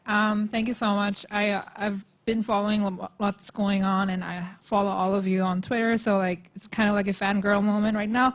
But my question is in connection to a couple of things that we have talked about: lack of public awareness or public education around like what does all of these data, quote unquote, mean. Data collection mean, and also I really like the analogy that you had about giving a toolkit, surgical toolkit, to someone who's not perhaps trained to do what they're supposed to do, because that rang a bell. I'm a student at U Waterloo. I'm a part-time student now, a grad student in public health, and I also look at the data aspect of it. How does public health, blah, blah, blah. But a lot of my friends that are in data science program, I've run the data science club that brings in like more than 1,000 members every single year, or more now. How do we encourage talented people like that, students like that, to pay attention to these social issues or things that power asymmetry, which I really like, because literally that's what I've been reading about lately. Because these friends, they are now graduated, and I'm a grad student. They have graduated with me. They're working for Amazon, and they're doing great. Like, they're good people, they're talented, but I feel that some of them could be here in this room taking part in this conversation. How do we enable that? Great question. That's a great question. Yeah. Do you want to? I think Yeah. Nasma. Okay, so I recently gave a talk actually at Waterloo, StarCon, and there was a lot of students who were software engineers at that conference. And the one thing I did tell them is that obviously, given the crappy economy that we exist in, especially for new grads trying to get jobs, like of course you're going to have to get jobs at the places. It could be the big tech companies. I almost applied to a big tech company, right? Like you'll be working in those places because they'll pay you well for your labor. The one thing that I did tell them, and I tell this to a lot of people, is that our work is inherently political and that we cannot find ways to depoliticize our work. So whether it's us working on, data science at a big company like Amazon, that is political, right? And it's often difficult to see those connections because you're just trying to do your job, right? And you're not trying to think about like the large societal impacts every single day because you also need to go to sleep. And so it's true. So I think it's like always recognizing that your work is political. There's some really great readings that I often suggest new grads or people who are, just entering the field, because we aren't taught this stuff in school. So it's kind of hard, mattering on what school you went to, it's very hard to see those connections with the larger political economy that we exist in. So yeah, I think the biggest thing is always recognizing that your work is political, and if people try to fight you on that, like there is a lot of work about that. And seeing that the best way moving forward is collective power, not individual power per se, right? I think collective, working in collective, learning in collective, being able to fight back in collective is one of the biggest assets we have. We could see that with tech workers at Google who have been really fighting back, but they've been doing that in collective, right? And so I think part of that could be, even with your data group, is having like a reading group, right? That talks about, the way that data impacts communities, right? Like there's a lot of really wonderful readings around infrastructure, around admin data, around personal data and its impacts. So I think even starting just like a reading group or even conversation will be probably one step towards the right direction, but it's not all on you. So I think that would be a really great way of kind of honing the people who have the expertise and the skills, but may not see its connection to societal impacts. I think the thing for me that has always been very impactful is when somebody helps me connect a dot in my world with a dot that's out there. And that could literally be a conversation. So it's a lot of labor for you as one person to take on, but it's the small things. So for a lot of people, jobs in technology mean the sexy software, hardware people, which is cool, especially at Waterloo. That's a very specific hub for that. But I think broaching the subject of worker alliance with working class folks who are also part of the tech economy is a very tangible way, because so many people have somebody in their family who is, a part-time Uber driver, and they're like, if you help connect that dot with what's happening, because this is all connected, right? Unfair practices actually impact people. I think it just becomes, it's that thread once they start pulling, because what you want is not necessarily give somebody the nugget, you want to make them curious. That's what gets people started, that's what keeps me going. So that would be my somewhat amorphous advice, which is to like help connect dots with something tangible that is real in their life. Because it's really hard to start reading about these things, it's really overwhelming and depressing. So I think if it's connected to something real, you can keep going. Good days and hard days. Yeah. Thank you. Yeah. And I, as a student, I think as well, there's an option. I'm looking at Leon right here. Leon was part of a program called Code for Canada. No, you do? You finished? You're still doing it? Question. You're done. Okay. And I think there's an opportunity for this, you know, we talk about alternative futures, right? There's a future where the best and brightest data scientists and computer programmers work for the government. And some amazing ones do now, but there could be more. And we could be doing these things more so as part of our institutional capacity. Mm-hmm. And so I think it's interesting to find an elected official and be like, hey, we want to work in the government. What's going on? Why aren't you guys funding yourselves? Why are we always working at these different firms? How do I participate in building out, you know, infrastructure for the country, for the province, for the city? In Amsterdam, I know Nabil was telling me some of the best data scientists work in the city there, mm-hmm. the best ones. They're excited to work there, right? Like, and I think it's just right now we have to remind our governments that that's an option that we can pursue. Because this is a great chance just to double back at the beginning when I said, you know, the governments don't believe in the government. That's the elected official side. If I knew the bureaucrats could just do the stuff, there's so many great people already working at all levels of government, but they're not empowered because you know, their leaders don't have faith in that model. So I think we need to put pressure on government to reimagine a future where like these can be assets that we can have. Not everything has to be capitalist or for product development. We can build products for ourselves as residents, right? Like it's another future. So I think students need to pressure government on that too. And Code for Canada currently has their fellowship application open, I believe. So check them out, Code for Canada. Yeah, it's a program trying to get people in to be working in government. You know, either to do it for, I think it's a year. Yeah, to do it for a year, go work on a problem. It's a little tour of duty style approach, but it's trying to slowly build that capacity back up. So those kind of programs are interesting ways to do that. And the Canadian Digital Services hiring. Yeah, I was about to say that. Yeah, CDS, Canadian Digital Services, also hiring, so definitely check it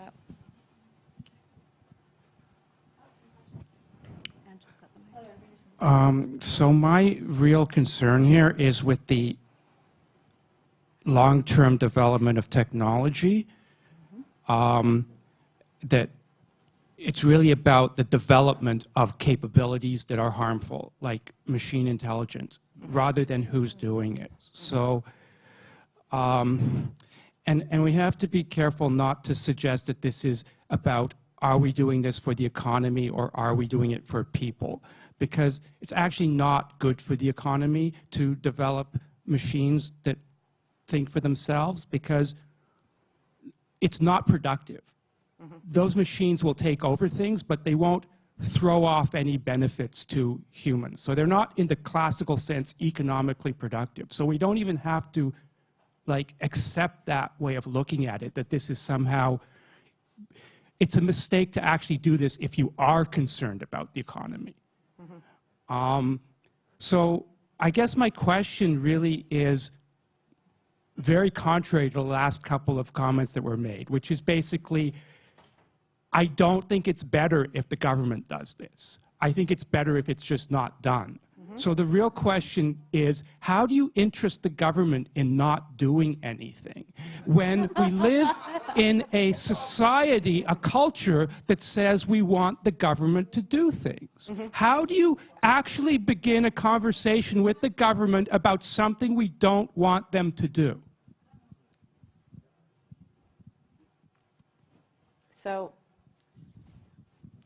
Canada, from what I understand, is like other OECD countries where we have 70% of our economy is in service-related industry and 30% is in agriculture, manufacture, the rest of mining, other things, resources. And so this isn't exactly not doing anything, but I think there's an opportunity in some of the 30% of our economy, which is whether it's food production or geospatial-related improvements. There are great ways to use technology for environmental, reduction of water waste or things like that. That might be places that might be, I don't know, one of the places where there's less risk with the technology. So that would be what I would throw out in terms of one. And I always think the direct answer for, tell them not to do a thing is to get in touch with and I know you probably do this, and let them know that you don't want them to do anything around this. But I think in a democracy, we have to know there's going to be the range of views. I think it's super important that that position is held at a table in a discussion, because you have to think, should we be doing this at all is a critical question. Completely important question in technology. So I think that's a good starting point for any technology. Another question back here. Way back. Hi. There you go. First of all, thank you so much for your perspectives on the issue. I think that you've all definitely delved very deep into your own research to bring some good insights to us in regards to these issues. I remember when I was studying here at Ryerson School of Journalism, one of the films that we saw was A Corporation. And the corporation says, in devastation, there's opportunity. It's one of those quotes that stood out. And it just makes me realize and reflect on the resilience of our city, because the second part of our topic says, whose city? We're the city that fought off Walmart in Leslieville for over a decade. We were fighting against Walmart, and to this day, there is no Walmart in Leslieville. There is no Walmart in Don Mills. We also fought off a Walmart at Honest Ed's. And so we do have a history of fighting back and actually making our presence felt, whether it be shutting down Queen's Park, City Hall, for various reasons. We also have a chief that has mentioned that the issues we're facing right now in regards to citizens being involved with violent situations, we can't police our way out of some of these issues. So I'm getting to the question, ma'am. So getting back to City Hall, I think that it's important that we recognize how we just had our City Hall slashed in half. And isn't it ironic or coincidental that now that our City Hall is weaker, we're now having these big issues to deal with and these big challenges to grapple with? So if this is the case that we this coincidence on us now, knowing our history of resilience, how do you echo to us ways in which we can facilitate with our political representatives that we need action and we need to be resilient and courageous in facing these issues in a way that's going to bring about serious social change and not just individual changes that we see? And I mentioned that because Charlie Angus was right here. Andrew Cash was also at the back, and those are two political officials who understand the workings of government. So how do you feel that citizens can really work with government in order to make sure that we are being courageous, that we're being resilient, and that we're also standing up to these forces of technology? Anybody? Yeah, I'll start with this saying back, which is there was a woman, and I can't remember her name, unfortunately, in New Orleans, who said, "Don't call me resilient, it just means you can do things to me."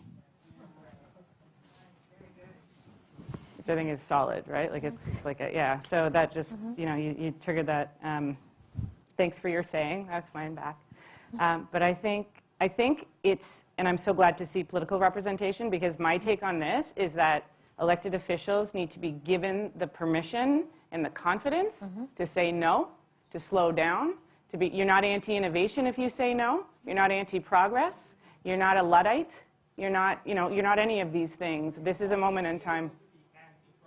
You can be, but what I'm saying is the way that a lot of these companies play on politicians right now is they know politicians are scared to be seen as anti-innovation, anti-progress. It won't be good for the economy, let it go, let it go, let it go. So we need to give our elected officials the permission to slow down and to say no. And I think that's something every one of us can do to each of our elected officials. And that's just, I think they need that space. Because right now I know I can speak to the two in the room, but like if that is a concern or not, you can give me the yes, no, but I see that as a vulnerability right now that corporations are taking advantage of. And I do see resilience in the city. I think that us having events like this, I think that people have been working together in their own spaces, trying to build understanding around some of these issues. I think what ends up happening with something like this is it's not a traditional housing development issue, right? It's not a it's very hard to figure out what exactly you're fighting for what. You know what I mean? So it's not like it's like a real estate development play. There's a technological aspect to it. There's the economic development aspect to it. So there's a lot of moving parts with a project like this, which makes it fairly difficult for organizing to happen, right? Like people are trying to organize, but it's, you know, when the work that you've done is around very specific issues, sometimes when it's something like this, where it's very nuanced, it can be difficult to figure out the intersection points. And I'm saying that because that's how nuanced this project has become. So that's one thing, right? So who do you talk to? Do you talk to your city councilor and then talk to your MPP and then talk to your MP? Like who do you talk to in the spectrum, right? Right away. And so I think that's been the difficult part, but I do believe in the city and I do believe in its resilience. And I think that at this point, people have been organizing and trying to just learn and understand. And I think most people are at this point where, like, when we see the plan, we can figure out our next course of action, right? Of collective action, right? Around what our expectations actually are around affordable housing, right? What are our expectations around the environment? Because I think that's one of the biggest issues around the flip-flopping of this project is we should have actually had that consultation early on and then bring in the RFP and then the vendor, right? We should have been able to map out, for example, how about if we wanted that entire area to be affordable housing? Right? Like if we wanted the entire area to be deep affordability, right? We didn't have that option. And I think it's important to critique the process in that regards. And so right now, I think the difficulty is recognizing who to talk to. And I think now, because of where it's at in this project, is that we honestly have to talk to all forms of government. So you have to talk to your councilor, you have to talk to your MPP, you have to talk to your MP. Obviously, we're going into election season, so there's that too.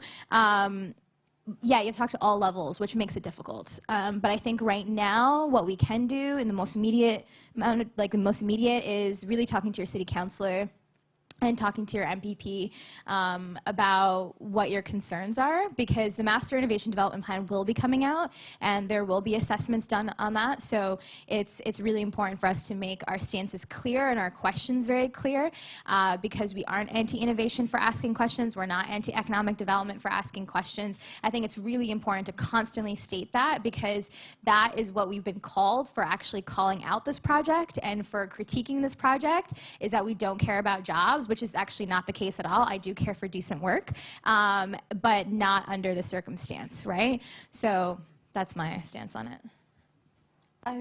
All of what you both said. I always, because my work is so embedded in labor and there's such a long, strong history of labor resistance, the one thing that we will always have is numbers, right? There's way more of us than any corporation, so there's a way to counter power. And one of the things that I've been thinking about a lot is how do you organize when everything is so fragmented, right? Because not for everybody to learn enough so that they can even write to their counselors hard. And I was thinking about how when, old school labor organizing used to happen, which is happening a lot in the US. I don't know how many of you are following right now. The thing that you work towards is a strike, right? Like that's what you're working towards, which is to actually stop the machine somehow. So what is the version of that in this scenario? Which is, you talk to people who already have the community's trust. So not every single person needs to understand why there is a problem, but there's a representative that everybody trusts. And I think that we need to do work there. In terms of the resilience too comes from that, right? Like not everybody can even afford to go out and protest and write to people. So how do we counter that? And the way to counter that is to actually strengthen our community ties and rely on that. I don't have a clean answer for you, but I think the pathway is still the same, what you illustrated. Yeah, and there's also Waterfront Toronto that you can keep in contact with as well. So I think that's important to note, that there are other players that we could be talking to, and Waterfront is one of them. And they have like their public meetings, they have different opportunities for consultation that you can provide your input as well there. So I think that's another avenue that we should be using.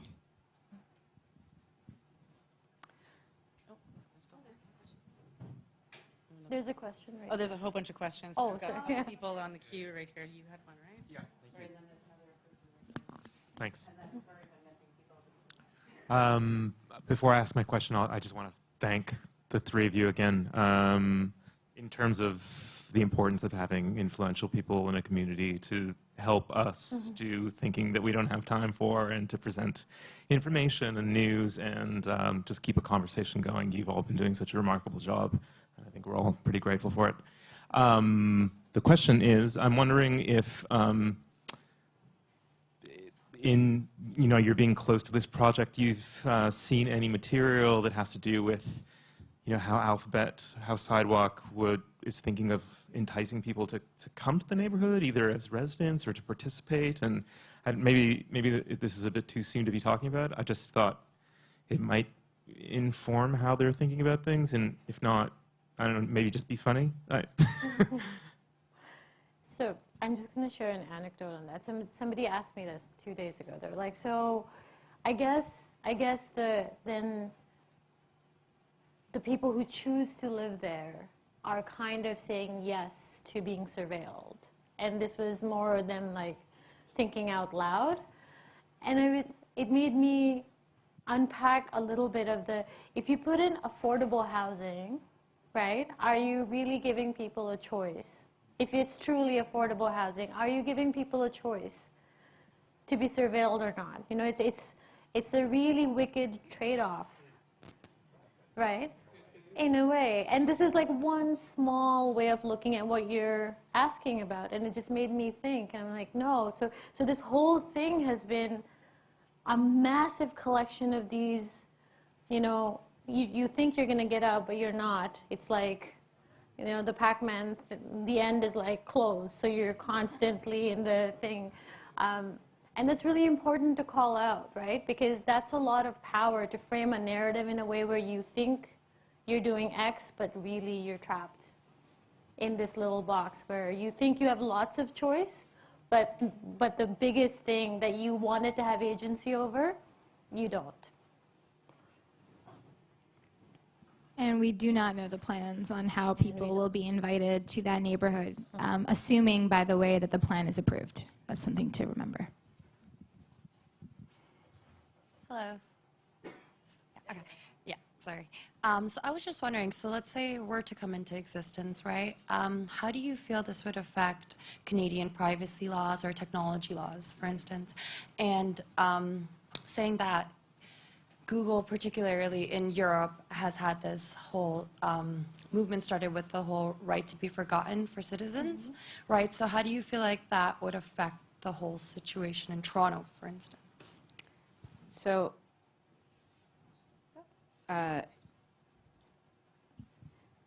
this is a good example of the sleight of hand of this process, right? So far there's been a saying, we're still just planning, there's nothing happening, no big deal, everything will adhere to the laws.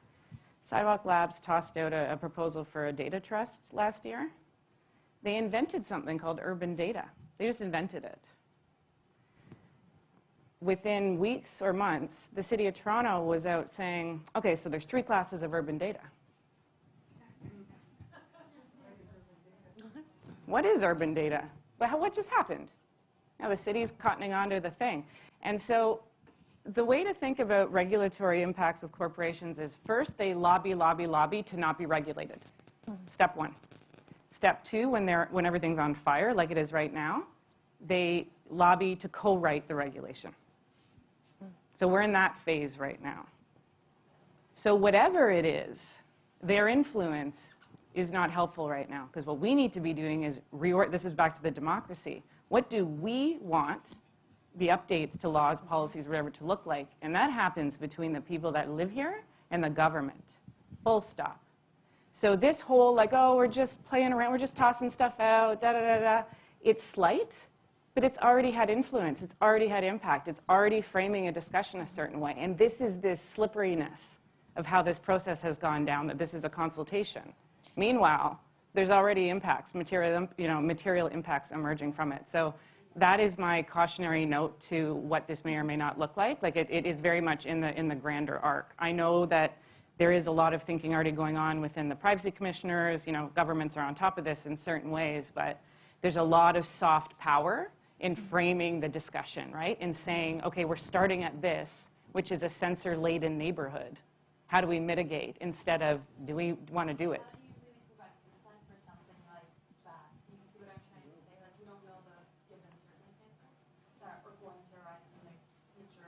Yeah. Oh, I'm done. That was that. Yeah. That was it? Yeah. Oh, okay. I want to share a colleague saying, her name's Teresa Scassa, and she says, it's not consent right now, it's surrender. Yeah. Right? And it's right? So now what? We're updating that? We're adding more into that mess, right? So this is why, even though there's all this pressure to hurry up, and I'll tell you one thing that really, this is a great chance to get to say this. I have so many people hearing so many people say, well, this is a great opportunity to sort this stuff out. Huh? We weren't paying attention. So like, not with burning house on fire, urgent, like this stuff is complicated. So this is exactly when you slow it down.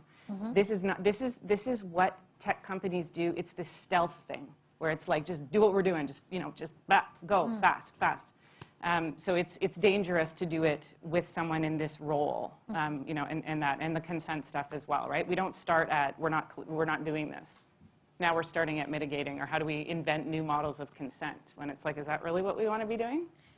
And there's a reason for this hurry too, right? There's a vacuum right now. Yeah. It's a huge opportunity to push a lot of stuff through.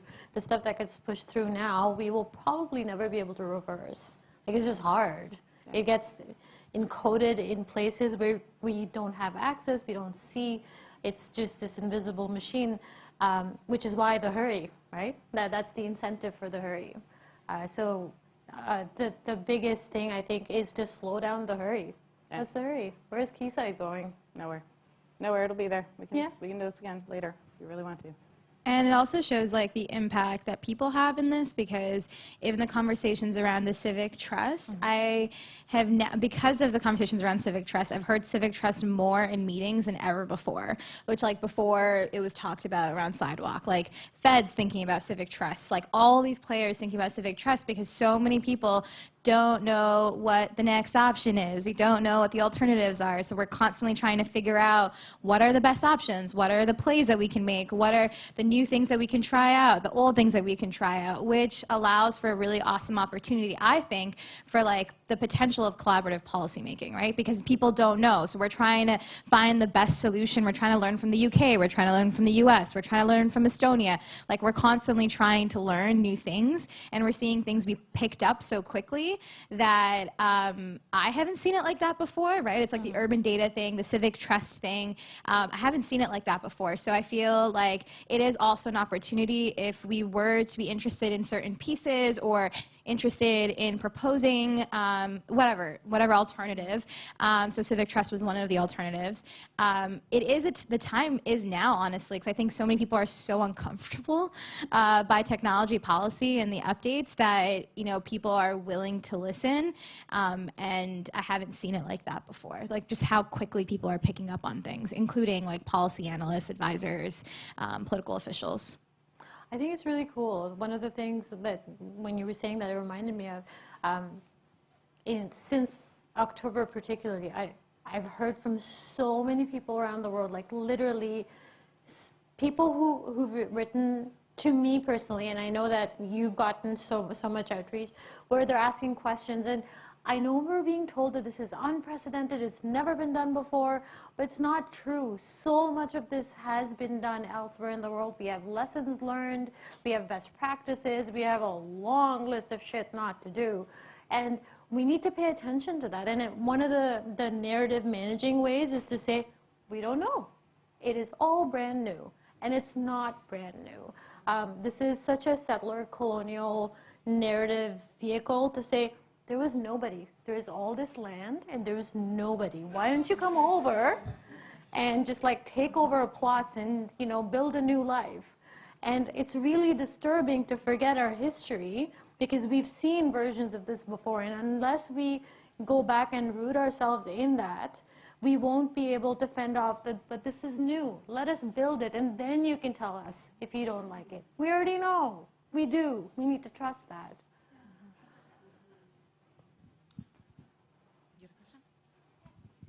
Hi, I am really excited to be here. Thank you so much. My name is Daniela. I work at Amnesty International. And my question is about something connected to power that we've just started to touch on, is race, and race in Toronto, especially when we start talking about ownership and Black people and Indigenous people, data ownership or otherwise. My question is, in light of the damning police report about kind of disproportionate rates of violence against Black people and all we know about Indigenous people, how we start to address racial justice in this sort of digital sphere, and when we are bringing corporations into land that is lived in by people. It's difficult because no one wants to talk about it. So anytime I bring about race, people are like, ooh, slightly uncomfortable. Technology, in many ways, though it's wonderful and lovely and helps me get to point A to point B, you know, does amplify and exacerbate like systematic oppression. So, you know, when you have large sets of data that's already biased, you know, the outcomes, for example, the Google search outcomes, which, you know, the scholar Sophia Noble talks about, is the impact of Google search and what results we get and how that impacts us as humans. I think it becomes fairly difficult when you're talking about data ownership. I think that's why I have actually a lot of uncomfortabilities talking about ownership, because I do think it varies based off of community, right? So Indigenous communities have their own framework around ownership. You know, Black communities, in regards to, for example, that police report, a lot of folks actually, for the stop and when people were getting stopped, you know, stop and frisk or whatever you'd like to call it, a lot of people actually asked for that data to be deleted after, right? So that's the interesting predicament that we're in, right? We need data to be able to sometimes prove what's going on and, you know, the racial injustice that is occurring, but also at the same time, it could be used against us. So I think in the context of the city of Toronto, it's difficult to have those conversations around data ownership because it hasn't been something that has been just figured out within specific communities just yet. So I think that's one piece of the puzzle. The other piece is people really don't like to talk about how technology can be biased, so that's unfortunate. And we did, by the way, procure ShotSpotter, which is surveillance technology that we did procure in the city. So, you know, we are inherently anti-Black in the city, so we have to remember that. And we use technology to do it, so there's that. And so I am worried as we're thinking about the continued digitization of services, when we're thinking about connecting communities, the impacts it will have on people of color. I do think about that a lot. I'm not sure what the impact will be when it comes to something like Sidewalk. And I'm honestly not sure how to prepare for any of that because, you know, a lot of the issues when we're thinking about racial justice issues that tie to technology are like core fundamental issues that we have with society, right? And so it's often fairly difficult to navigate these core issues while also trying to think through this like quote unquote innovation economy. So I think, for example, a great way of how we're going to see this is like when we think about jobs, right? Like, are Black folks going to be the ones having the high paying jobs? I assume not. Right? And people don't want to talk about that. They don't want to talk about the fact that they're probably going to be positioned in jobs where they're actually like providing precarious labor. And so there is a racial component that we have to think about in all aspects of city building and will be amplified when we're thinking about smart cities. But there is no answer to that. I think it's a need just for constant conversation. Like it's such a nuanced topic that it impacts labor, it impacts how we think about technology, it impacts access. And I don't know. It's like something I think about that keeps me up at night sometimes. Shout out to surveillance.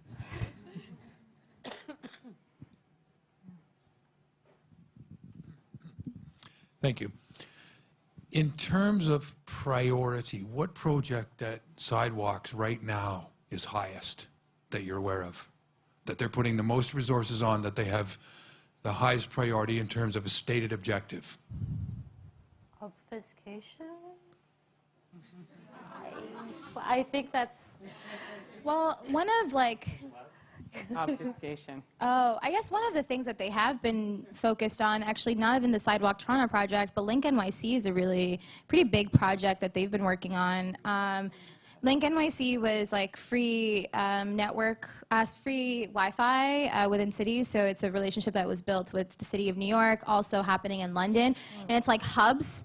Yeah, so no, it's hubs of like Wi-Fi access, essentially, like free Wi-Fi access. Free public Wi-Fi, and Link NYC, like they procure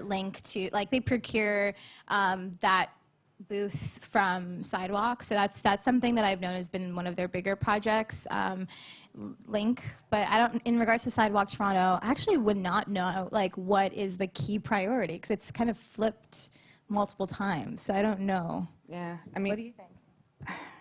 I'm not going to answer your question, but I'm going to say why this huge opportunity has been afforded to a company with no reputation, no resume, no track record, no nothing, is something we should be wondering about. Because why? Look at all the people who can do all of the different bits and pieces of this work that are already here.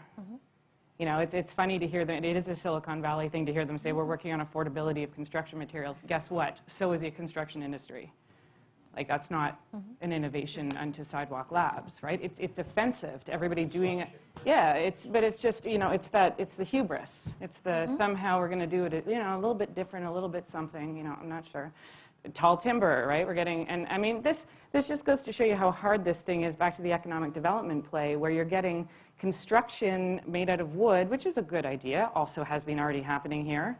And it's an entire supply chain play where they're going to talk about how many jobs they're going to make a new industry. They're going to do all this stuff, which is like, okay, but now we got a corporation doing proprietary approaches to that stuff, driving how the government is doing an economic development plan. Like, what's going on here? You know, like it's like who's doing? It's back to who's doing what and why. So I think, you know, like I think there's lots of stuff going on, but I really don't understand how I would feel as a vendor who can do lots of stuff and has been doing it for decades. They're not at the table right now. It's someone who's got nothing in their resume. I mean, generally speaking, when you procure, people have to, for a public asset, they got to know what they're doing. This company's whole MO is being like, oh, we're not sure what we're doing. Which I'm like, that's not a good way to say you're doing business. But somehow that's normalized here. This is like boiling frog world again. So not a good answer to your question, but I think like yeah. Okay, autonomous vehicles would be the one that they would want me to say. Or glasses. Oh, that was, yeah. Mm-hmm. Any questions? Oh, yeah, you have one. That's next. Sorry. Sorry about that. That's all right. Thanks.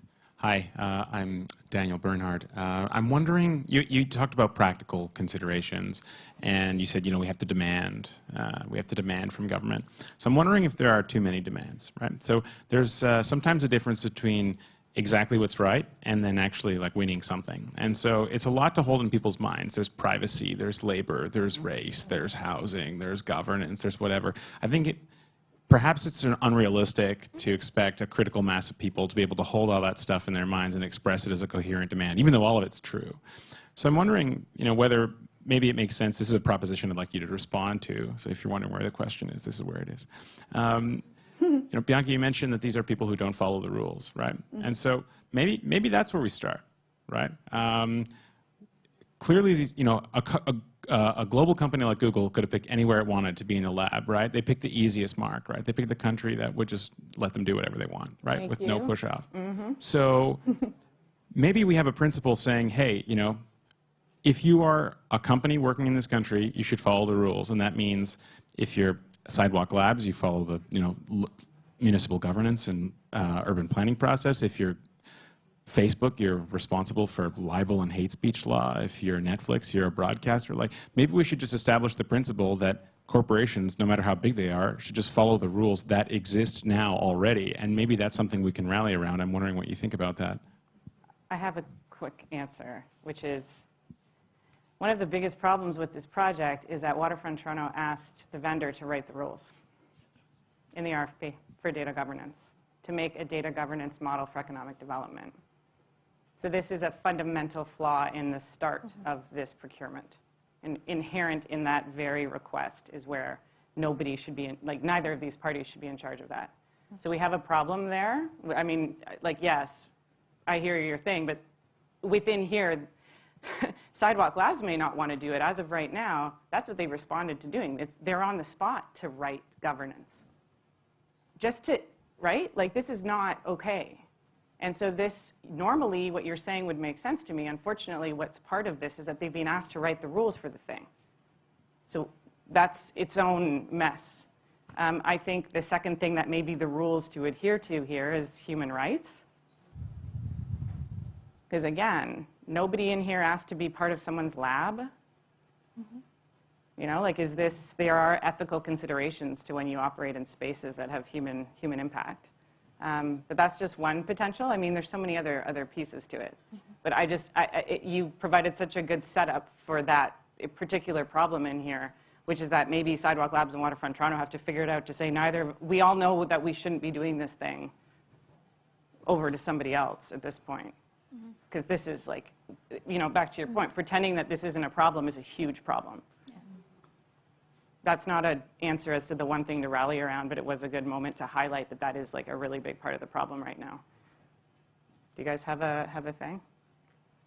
I think that what I've been trying to figure out right now is, yes, there's lots of issues with privacy, affordable housing, all that stuff. I think the one thing that I'm really interested in rallying around is, like, what are our ideas of future cities? Like, what do we actually want for the future of Toronto?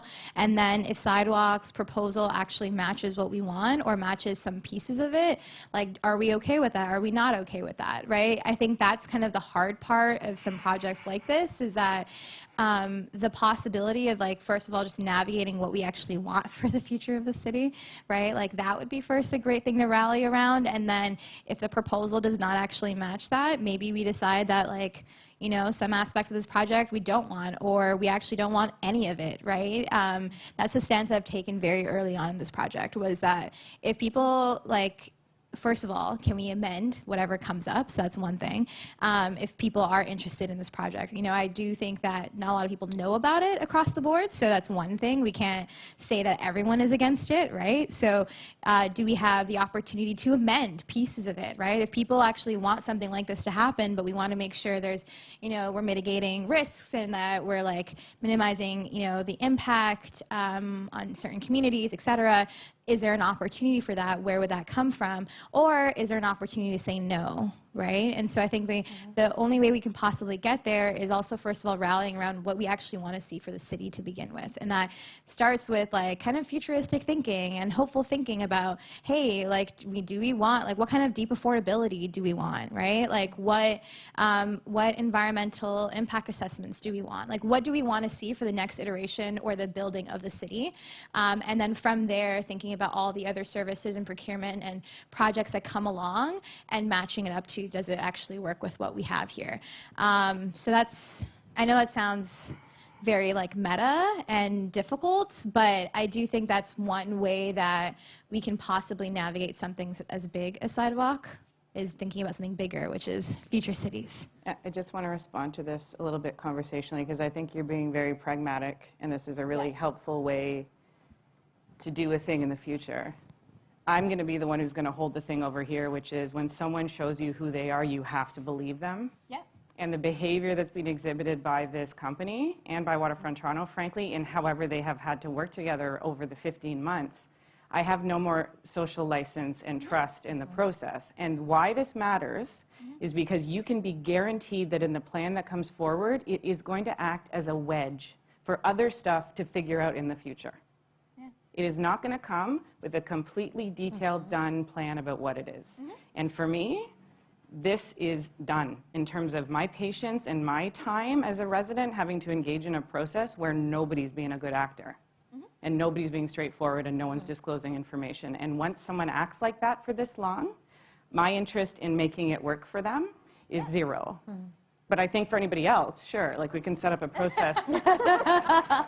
for a new thing. I just think it's this for me is the like what we've normalized, what just happened for 15 months. Like, you gotta be joking me, right? Like, for me, I'm like, come on, Toronto, wake up, right? Like, it's so I know, like, we can't get the rules and the stuff in place for in the next 6 months. So what are we gonna do? So I think we just say, set up all the rules, do all the thing, build the future vision, and then procure again. And if it happens to be them, and everybody thinks that's cool, you know, that's democracy, I suppose. But that's different than at this point saying, well, let's just find a way to make this work with the pre-existing group who's acting right now, because nobody can forget.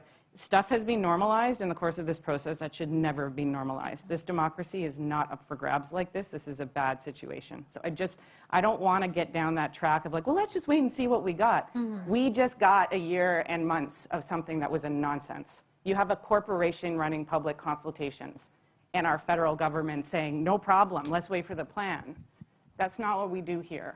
So like, I'm sorry, this one for me, I'm like, I'm out on making it work for them. Yeah, and I think that that's where a diversity of tactics come into play, right? Like, we have been in the weeds of it, right, for a really long time. And by the way, I'm saying the pragmatic thing right now. Doesn't necessarily think I don't always think that way.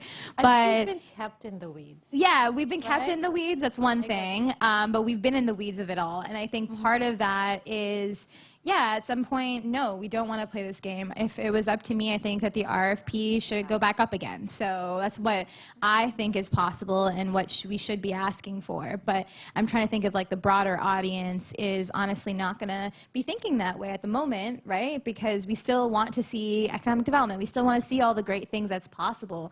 And so if it means working within the existing plan, that might be the case, unfortunately, right? If there's no political will of shutting down this project, we still have to figure out what the possibilities are. And that's the unfortunate thing about something like this that's so sexy, is we might not be able to cancel it, right? And that's the hard part. No, but that's the hard, honest part. It is totally hard. But what I was going to say was, you know what? I don't know. So when you're signing up for a new thing, like it's new and it's buzzy, right? If somebody puts a contract in front of you, I think you'd be like, I'm so tempted to do this. All the cool kids are doing it, you know. And then you want an out. I think as a person who's signing a thing, you're like, okay, I want to try it, but I want an out. I've been waiting since October for somebody to tell me where the kill switch for this thing is, right? Like who has the power to say, nope, not ready or not working, right? Like some version of that. And I think that it is such an injustice to the residents of Toronto that we have no idea who can pull the plug on this thing. We don't, right?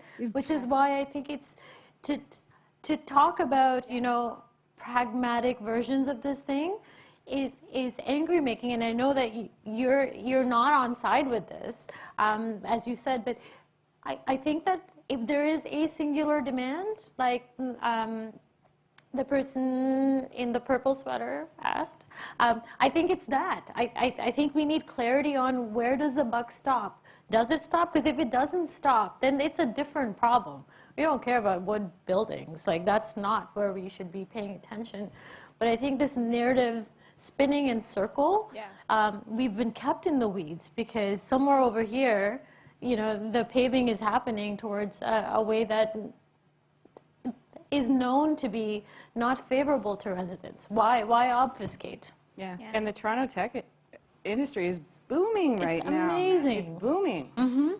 So it's we could just do so another much. reason to be like, what's the thing here? I'm just mad that we're spending so much time fighting this out when we could be building something amazing. With all the people who already know how to build stuff. Which sounds like exactly the right point to pause. Because we could build something amazing. We've had a lot of conversation tonight about why maybe the way we're going isn't the right direction, what kinds of values we could ground that conversation in. These are all points that we strongly encourage you to walk away with and think about and share with your friends, share with your political representatives, talk about in classes. This is really something, if we're going to get the city that we deserve, the one thing we know is that it's going to be us who has to ask for it. It's going to be us who has to work for it. And so this is, I mean, the panel tonight is the result of these amazing women thinking really long and hard about these issues. And we're hoping that some of the things they're thinking about, whether you agree or whether you think they're completely off base or whether you're still not really sure, we hope that you continue the process of engaging with these ideas. Because in the end, there is going to be a decision point for Toronto, and it's a decision that's going to affect us all. So we should all think about how we feel about it, and we should all, if we want to have a say, think about the ways that we can have that say. With that, we'd like to thank very much the Centre for Free Expression, Jim Turk, the director, Ange, who's been the amazing technological facilitator and organizer for all of this, and you guys who sat through. February 7th, don't forget, back to the So hopefully we'll see lots of you February 7th for round 2.